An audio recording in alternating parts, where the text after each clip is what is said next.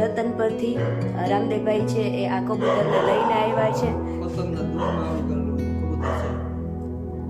જે પતંગના દોરામાં આવી ગયું હતું અને અત્યારે તો એની પગ તો સાવ ફેલ જ છે અને ભાઈ એના તારમાં લટકતું હતું ને, તારમાં લટકતું હતું અને પગમાં આટલા દોરા વીંટાઈ ગયેલા હતા.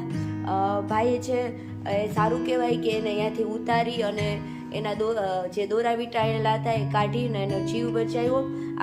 ભલે આપણે મોજ મજા કરીએ, આપણે પતંગ ઉડાડીએ, આપણો તહેવાર છે, આપણે ઉજવવો જોઈએ, પણ એની સાથે સાથે આ જીવો છે એનું પણ ધ્યાન રાખવું જોઈએ.